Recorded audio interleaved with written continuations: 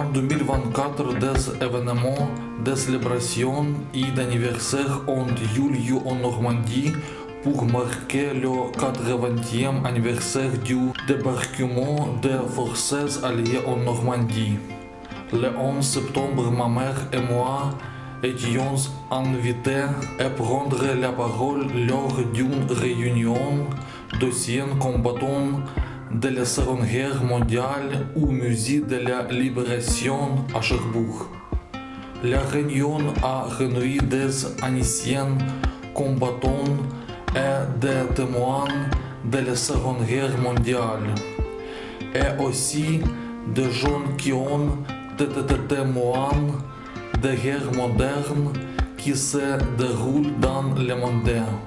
J'ai également participé à cette réunion en tant qu'invité racontant aux personnes l'histoire de ma vie à Mariupol, Ukraine, en temps de paix et pendant les guerres. Les invités présents à la réunion ont également partagé leurs histoires. J'ai également eu une occasion unique de présenter mon film sur la ville ukrainienne de Mariupol intitulé De la mer à la mer. Ce film peut également être vu sur ma chaîne YouTube Spiderwebs Music.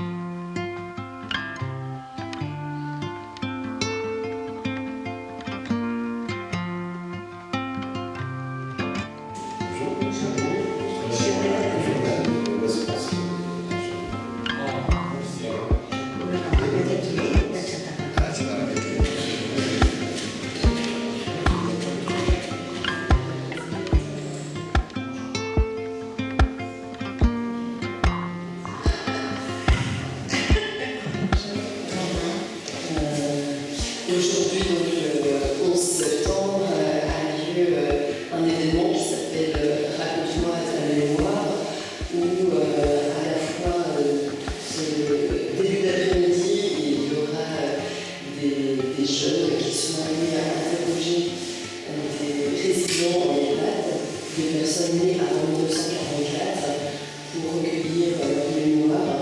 Et cela sera retranscrit en fait au niveau de la montagne du Roule sur des QR codes. Il y a 6 témoignages que vous pourrez rencontrer.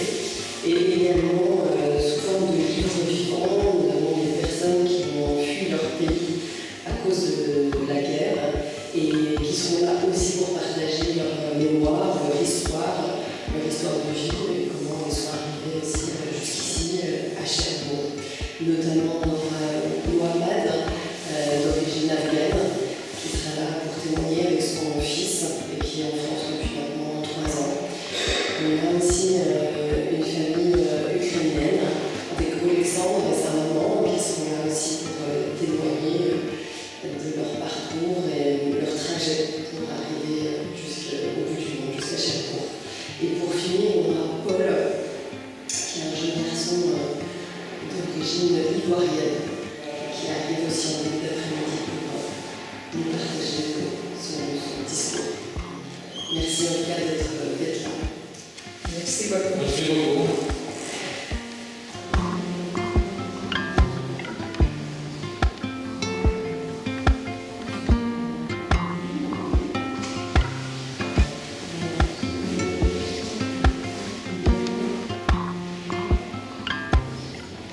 Александр.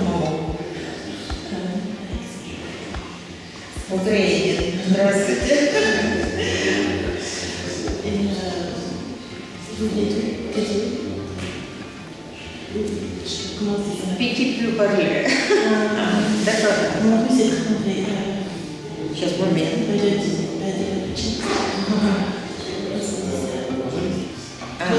Украинин.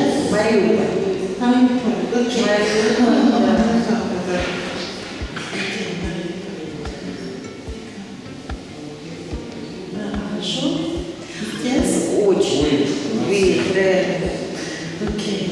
Très bien. Учить французский? Oui, FGT, école FGT.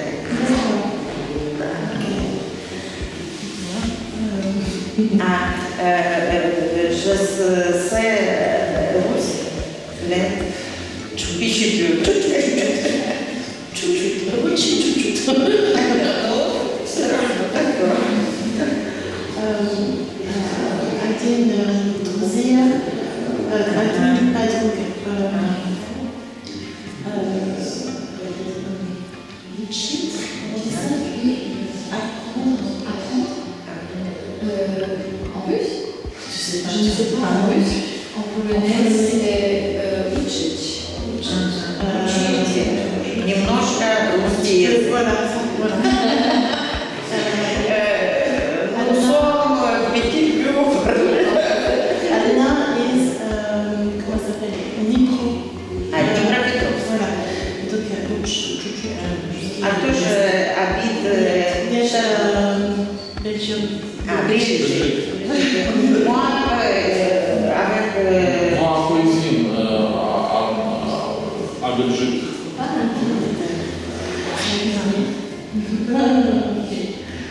aujourd'hui, France, j'habite France. Ici à Oui. Châtelet. Châteauroux. Saint-Pierre. À Saint-Pierre. Moi, et avec Alexandre Châteauroux, j'habite à Cuisine Saint-Pierre. Ah, ok, ça marche. Ok. Это фильм YouTube. У меня нет Это потом. нет, скам. Это фильм.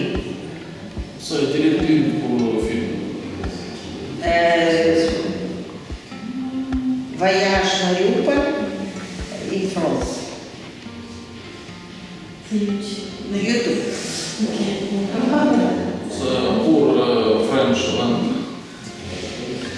Film pour... En français. D'accord. Parfait, merci. Je t'envoie le.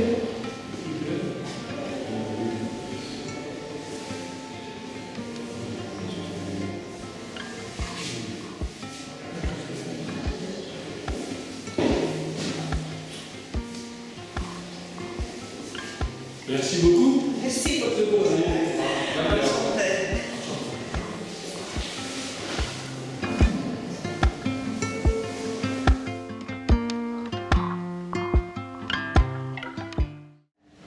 Merci encore d'avoir été si généreux en fait de nous accueillir, de nous faire part de vos histoires parce que nombre d'entre vous nous ont confié aussi ne pas en avoir beaucoup parlé tout au long de leur vie.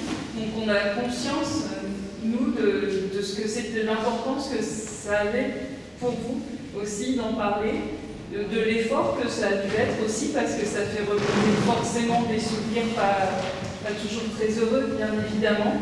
En tout cas, aujourd'hui, c'est un jour de fête. Moi, je le vois comme ça. Parce que tous les témoignages que vous nous avez fournis, aujourd'hui, ils sont valorisés sur... bon, vous devez connaître sans doute avec votre famille, la page YouTube de Cherbourg-en-Cotentin. Ils sont accessibles dans la montée des résistants grâce à des petits QR codes qu'on flash avec les téléphones. Maintenant, tout le monde va pouvoir écouter vos témoignages. Et ça, c'est vraiment un cadeau précieux que vous nous avez fait parce que c'est vraiment transmettre la mémoire d'une histoire qui date il y a 80 ans, maintenant plus de 80 ans. Et voilà, encore une fois, merci beaucoup. Aujourd'hui, au Musée de la Libération aussi, on vous accueille, on accueille aussi des réfugiés d'aujourd'hui, des gens qui, à l'heure actuelle, ont dû quitter leur pays en guerre, parce que malheureusement, ce que vous avez vécu, vous, dans votre enfance ou dans votre jeunesse, si nous avons la chance, ma génération aujourd'hui, de ne pas connaître en France, malheureusement d'autres le vivent dans leur pays d'origine. Et donc je remercie notamment moi-même qui est là, qui vient d'Afghanistan. Je remercie Alexandre qui est là, qui vous filme et qui vient d'Ukraine. Et aussi Paul, ici, ivoirien. Donc je trouve que c'est une belle rencontre entre nous tous aujourd'hui, les jeunes, les plus anciens, les souvenirs de la Seconde Guerre mondiale, d'autres qui viennent de l'étranger et qui nous ont rejoints aussi aujourd'hui à Cherbourg. Voilà, merci pour tout. Je vais laisser la parole à Camille. J'ai l'impression que beaucoup de choses ont déjà été dites, mais en tout cas, j'en profite aussi pour remercier Michel Boulot qui chapeaute ce projet et qui est un projet humain avant tout. Et d'avoir ces deux pôles que je trouvais très intéressants, à la fois la jeunesse qui est allée à la rencontre de résidents, et merci à vous pour votre générosité d'avoir partagé votre mémoire, votre histoire, et de laisser cette trace sur les QR codes, sur cette plateforme, et qui, je l'espère, va perdurer aussi dans le temps, et que la jeunesse soit aussi le relais de votre histoire. Donc vraiment un immense merci. Et je cherche Chloé qui va prendre aussi la parole, qui est peut-être impressionnée parce qu'il y a quand même pas mal de monde et qui était très impliquée aussi. Je suis touchée de voir la jeunesse avoir vraiment ce désir d'aller à la rencontre de l'histoire et que vous soyez le relais, le témoin et de porter aussi ça. Donc merci Chloé. Et d'autres qui, malheureusement, tout le monde a des contraintes, donc tous les jeunes n'ont pas pu être là. Certains nous rejoignent plutôt vers 16h. En tout cas, cette parole va continuer à vivre. Et puis l'autre pan de ce projet, en effet, c'est assez émouvant d'avoir Mohamed qui est accompagné de son fils, Ahmad, voilà, qui ce matin était à l'école et qui est en terminale à Grignard, qui passe le bac cette année. Et il y a 3 ans, c'est une famille qui est arrivée à Cherbourg. Donc, après ce moment d'échange, je vous invite aussi à les rencontrer. Et comme des livres ouverts, des livres vivants, ils nous donnent aussi accès à leur histoire. Donc n'hésitez pas à aller les voir. Et Mohamed, qui est enseignant en mathématiques, aujourd'hui a un autre emploi à Cherbourg. Et je suis impressionnée de leur niveau de langue au bout de seulement 3 ans. Donc, ils font beaucoup d'efforts aussi à travers des cours de français pour parler aussi bien. Donc vraiment bravo. Et puis on a une famille ukrainienne, donc Oleskandre, qui est là avec sa maman et qui viennent d'Ukraine. Et effectivement, on a quand même suivi tous ces événements-là, mais d'avoir la chance d'être aussi proche et de pouvoir dialoguer avec vous, merci. Et Oleskandre est un fan de vidéos et vidéaste. Il a une chaîne YouTube que vous pouvez suivre. Et il a fait un film de 37 minutes qui pourra vous présenter via encore une fois un QR code, où il raconte aussi le périple pour arriver jusqu'ici, jusqu'au bout du monde, jusqu'à Cherbourg. Donc vous aurez aussi l'occasion de pouvoir échanger avec eux. Et pour terminer, Paul, qui est d'origine ivoirienne et qui est arrivé, j'espère ne pas dire de bêtises, il y a 5 ans 4 ans, et qui a fait une grosse partie de ses études à Caen, et qui a un lien aussi avec la Normandie. Donc là, si vous voulez en savoir plus, il est intarissable et il a vraiment cette générosité de partager aussi son histoire. On avait également Dania, qui est une jeune fille d'origine syrienne et qui est prise par ses études et malheureusement qui ne peut pas être avec nous aujourd'hui. Et puis bien entendre d'autres personnes, parce que Cherbourg, je ne vais pas dire de bêtises, je crois que c'est une des villes où il y a beaucoup de nationalités différentes. Je ne sais plus combien. Je ne veux pas dire de bêtises, mais voilà, il y a beaucoup de choses sont faites dans la région. Il y a quelque chose. Ouais, moi je suis contente en effet qu'il y ait eu ce lien senior-jeune, parce que c'est très important, surtout que voilà, dans notre région, c'est quand même notre histoire. Et finalement, on se rend compte aussi des fois qu'on ne connaît pas forcément l'histoire de notre région. Et j'ai été aussi surprise de certains témoignages, parce qu'on s'imagine des choses et finalement, par rapport à ce qu'on nous raconte, c'est différent de ce qu'on s'était imaginé. Donc, parfois dans le mieux, parfois dans le moins bon. Donc ouais, assez surprise, heureuse d'avoir pu avoir ces découvertes-là, en fait, accompagnées de jeunes de jeunes que je pense ça marquera toute une vie, j'imagine. Donc il y aura un très beau projet et je suis ravie qu'il soit là aujourd'hui, je suis ravie que ça va être pérennisé grâce aux vidéos que vous pourrez écouter encore pendant de longues années, j'imagine. Donc voilà, un très beau projet. Mais j'avais pas toujours la parole très facile, et je le reprends aujourd'hui parce que comme j'ai décédé, je suis vraiment saturé. Mais je peux vous raconter quand même, s'il y a des filles qui veulent savoir c'était la guerre, c'était mon débarquement, vous savez, moi j'ai connu les 14, je suis pas grand, j'étais pas l'aîné, c'était ma soeur, l'aînée. Et je transvéritais mes petits frères sur mon dos, sous les bords.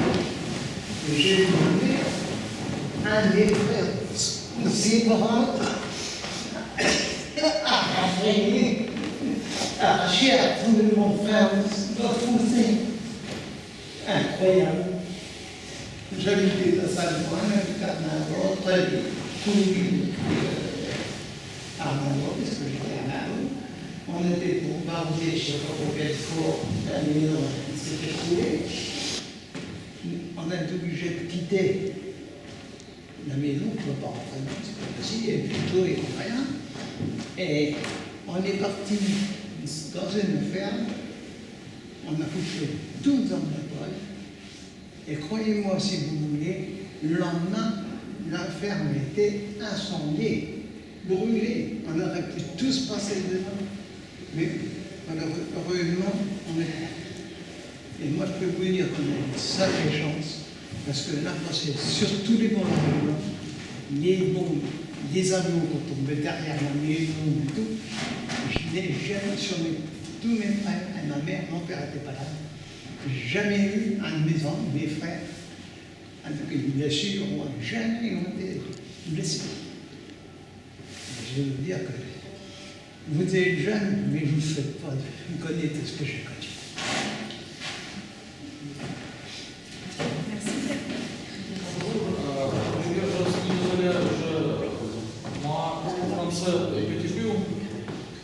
Je maintenant étudie français.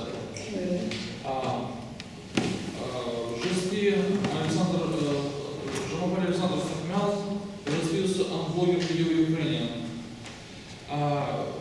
Première, je vous remercie de m'avoir donné l'occasion de prendre la parole lors de votre réunion.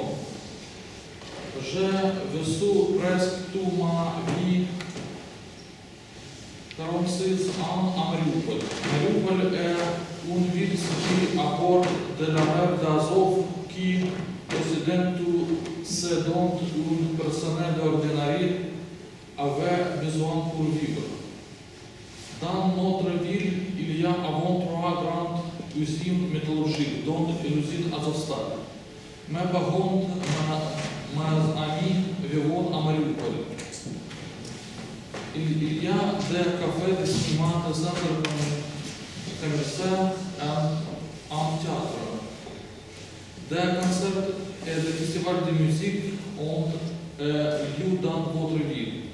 Parmi mes amis, il y a avant de nombreux musiciens et artistes.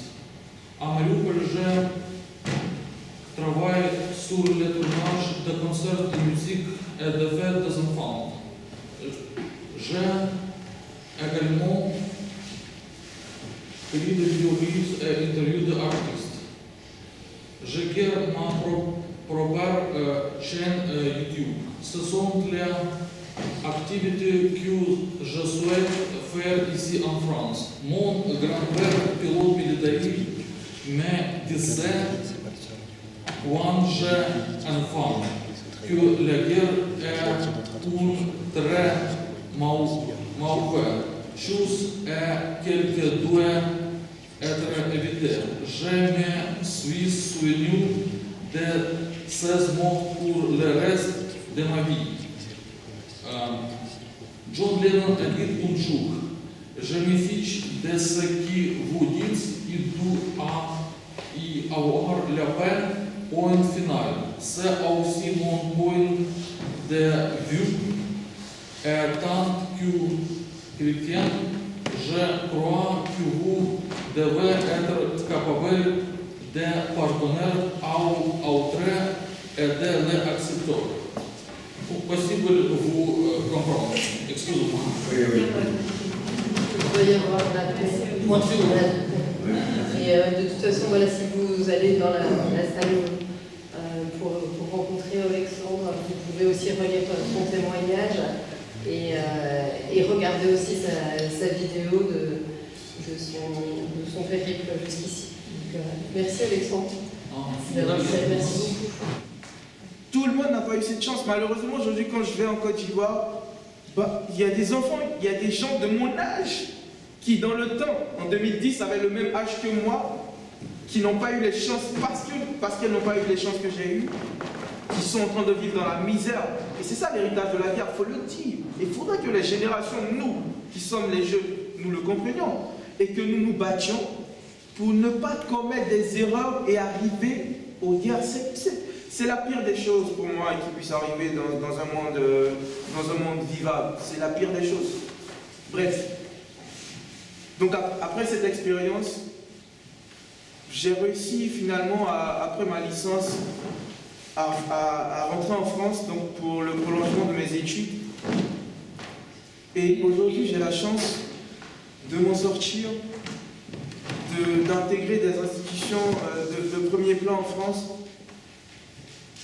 Mais qu'est-ce que je suis? Je suis un homme qui lutte pour la paix. Et avec toutes ses forces contre la guerre. Et c'est le message que nous devons prêcher partout. Et c'est pour ça que quand j'entends les seigneurs parler, là, tout de suite, je m'imaginais moi dans 50 ans. Parce que j'ai vécu ces choses dont je vous parle en 2010. Essayez de voir, regardez l'histoire, fouillez ce qui s'est passé en Côte d'Ivoire. Vous comprendrez, ce n'est pas... Il faut le vivre, ce n'est pas une histoire, ça ne se raconte pas, ça se vit. Mais on a la possibilité de choisir. C'est ça le message qui est le plus important pour moi. C'est que tant qu'on est vivant, on peut choisir de dire non à la guerre. Par des actes de paix, par le dialogue, mais tout sauf la guerre. Et il faudrait que ce message soit entendu. C'est pour ça que je dis que si j'étais encore en Normandie ou à Cherbourg, moi je serais toujours là en train d'écouter les seigneurs. Parce que d'ailleurs, de manière traditionnelle en Afrique, chez nous, l'histoire se raconte de manière, par voie orale. Donc l'histoire se transmet par voie orale. Et c'est aussi une meilleure manière de vivre et de comprendre ce que les pères ont vécu, ce que les mères ont vécu. Et de ne pas reproduire des erreurs qui nous conduiraient à des dommages humains et à des dommages matériels, également à des dommages financiers. Voici ce que produit la guerre. Donc c'est vraiment un plaisir pour moi d'entendre tous les seigneurs et de partager aussi mon expérience. Parce que si je suis ici, je pense que j'ai une chance. Je ne suis mieux que personne. J'ai juste eu la chance. Et cette chance, je la partage avec tout le monde. Comment je la partage avec tout le monde? C'est juste en prêchant la paix à tous. Pour dire, par exemple, que dans mon pays, plus jamais il doit y avoir la guerre. Et ça, c'est mon combat personnel. Je ne suis personne. Je suis juste un jeune de 24 ans. Je ne suis pas influent, on va dire. Je ne suis pas président de la République. Mais peu importe. Juste parler à mon prochain. Parler à ma voisine, à mon voisin. C'est ça, les petits actes qui créent une société de paix. Et je pense que la France a une très belle histoire pour nous enseigner ce que c'est que la guerre, virgule, la paix. Donc c'est vraiment un plaisir pour moi d'être là et je vous remercie pour cette invitation, très sincèrement. Merci. Merci. Et évidemment, ce message, on ne dira jamais assez, de paix. Mais malgré tout, il y a encore du chemin à parcourir. Je propose peut-être que chacun retourne aussi autour de sa table ronde et puis je vous invite à vous promener à la fois à la rencontre du musée et d'aller aussi individuellement rencontrer Paul qui sera dans la salle au fond, si vous voulez en savoir plus. Mohamed et Ahmed qui seront juste de ce côté-là, et Alexandre et sa maman qui sont dans la salle au milieu. Et n'hésitez pas à aller à leur rencontre de façon plus individuelle et plus intime. En tout cas, encore merci. Merci à Michel d'avoir porté à bout de bras aussi ce projet important. Je pense qu'on peut applaudir.